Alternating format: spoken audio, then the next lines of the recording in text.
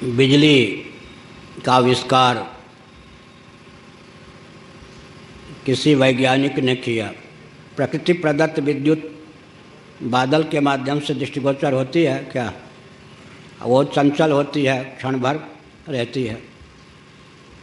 वो जो प्रकृति प्रदत्त विद्युत की अभिव्यक्ति की विधा है, उसका वैज्ञानिकों ने अपने ढंग से अध्ययन किया, अनुशीलन किया और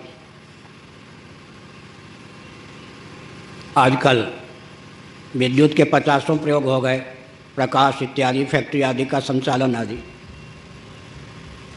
अब कोई विद्युत का विशेषज्ञ होना चाहता है, ये लौकिकी विद्या है। किसी व्यक्ति विशेष, मनुष्य विशेष के द्वारा आधुनिक विधा से, यांत्रिक विधा से विद्युत का आविष्कार किया गया, लेकिन उसमें भी गुरु की आवश्यकता है, नहीं तो करंट लग जाए, मर जाए।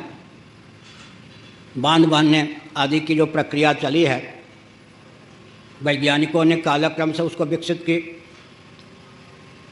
कंप्यूटर 20 साल पहले वाले कंप्यूटर और आज वाले कंप्यूटर में अंतर है। 5-7 साल पहले वाले मोबाइल और आज वाले मोबाइल में अंतर है। तो लौकिकी जो विद्या और कला है, उसके लिए भी विशेषज्ञ गुरु की आवश्यकता है। तो अध्यात्म पद पर आके राम नाम क्यों जपें? राम तत्व को पाने के लिए ना, भगवत तत्व को पाने के लिए। इतना जो गंभीर मार्ग है, क्या इतना जो आध्यात्म का गंभीर मार्ग है, मोक्ष तक पहुँचाने वाली पगडंडी है, उसका ज्ञान बिना गुरु के कैसे हो सकता है? तो सहज का अर्थ होता है,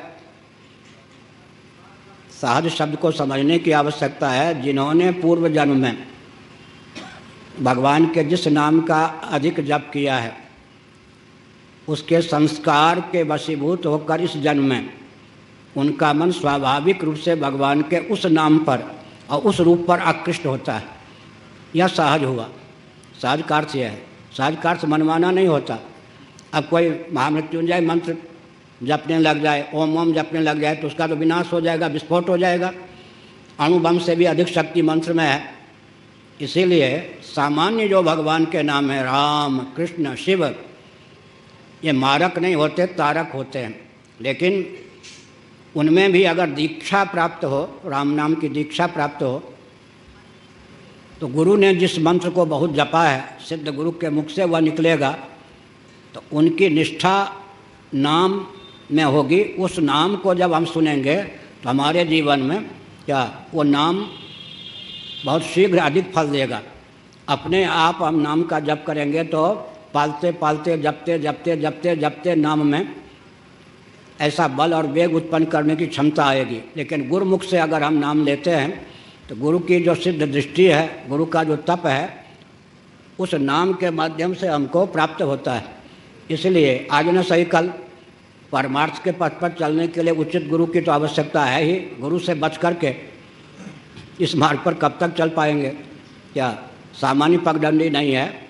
मन बुद्धि चित्त अहंकार से भी अतीत प्रकृति पार प्रभु जो परमात्मा है, पृथ्वी पानी प्रकाश पवन आकाश अहंतत्व महतत्व अव्यक्त, इससे भी परे जो परमात्मा है, उन तक पहुंचने के लिए आज न सही कल गुरु की तो आवश्यकता है ही। लेकिन सामान्य नाम राम कृष्ण शिव जिसके प्रति चित्त सहज आकृष्ट हो, उसके जपने में कोई हानि नहीं है, यह कहा गया।